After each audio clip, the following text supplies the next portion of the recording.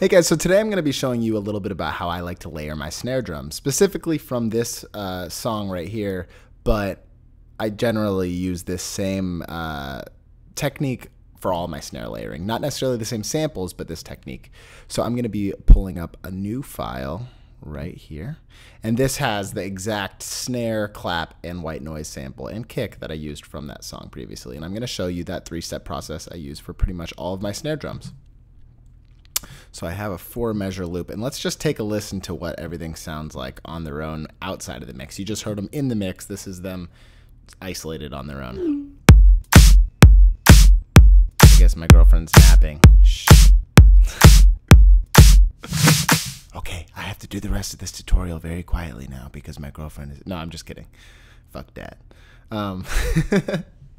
So the first layer on the top is...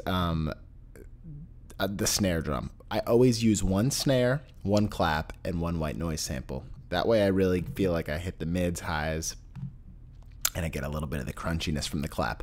But let's focus on the snare first. So here's the snare drum. I'm going to solo it so you can take a listen. So as you can hear, I don't do any crazy processing. Actually, if you look at it, all I have is one compressor, and I'm really just messing with the attack. I wanted the snare drum to be a bit punchier. So you can copy this compression if you want to. Hopefully get a good look. Get threshold down, low ratio, and I got the attack at 66 milliseconds. But pretty much no processing on that drum. The next step is the white noise, which was right below it. And as you can see, I have no processing. There's zero effects on the white noise. But this is important. This is a cool way to add a nice top layer to your snare. So we have the snare here. The next one was the white noise. And as you can see, the white noise looks almost just like the snare, but it's not. I'll show you what I did. So I took a pretty generic white noise sample, as you can see here, and it's very long. It's multi-measures long. But what I did was I made it so that it was about the same size as the snare. And I noticed that the snare went from almost, it was almost a half a beat long. So I shortened this white noise to be half a beat long, and then I dragged from the right side to the left to create a fade so that it looked almost identical to the snare drum. As you can see, I'm fading out the white noise so that just like that snare drum fades out.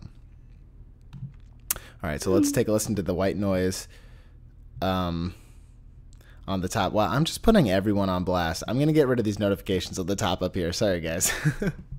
Shout out David Solano, though. All right, so let's listen to the white noise. Cool. And then we'll listen to it with the snare. No white noise. White noise.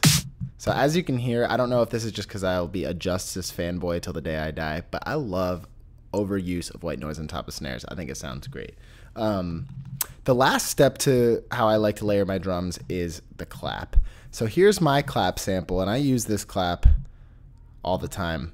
And as you can see, it's a pre-shifted clap. It comes in a 64th of a beat faster or earlier than the snare and the white noise do. You don't have to use a pre-shifted clap. You could use any clap, but I like to have a pre-shifted clap so you get that little crunch right before the snare comes in at your face. If you don't have a pre-shifted clap or don't have any pre-prepared ones, say it comes looking like this right on the line, all you need to do is drag your sample a little bit earlier and you'll have a pre-shifted clap that sounds like this. But I actually prefer the way it sounded before, and we'll take a listen to that now. Here's the clap I use. Let's take a little bit of a look at the processing. I have an envelope shaper on here. I use this envelope shaper all the time. If you do use Reason, I highly recommend this envelope shaper.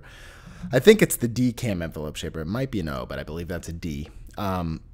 And all I did for this was I took the sustain and I brought it all the way down, and I took the attack and I made it pop out a little bit at you. So the attack is really quick and the sustain is really quick, or really short, I should say, so that it sounds like this.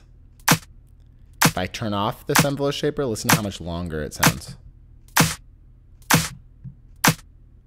It really shortens it up. So I have this teeny little clap because I'm really just looking for that pre-shiftedness in the beginning, not worried about what happens after. White noise and snare, and you get this.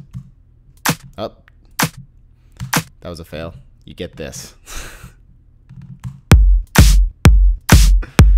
Cool. Dance party. All right, guys, I hope this tutorial helped some of you out there. That is how I like to layer my drums. If you heard anything from that demo example I had at the beginning, like the bass leads, the mixing, if you have any questions about it, I can do more tutorials on it. So let me know in the comment section what you want to hear next. And check back every Thursday for a brand new video right here on Lucky Date Videos YouTube channel. Bye, guys.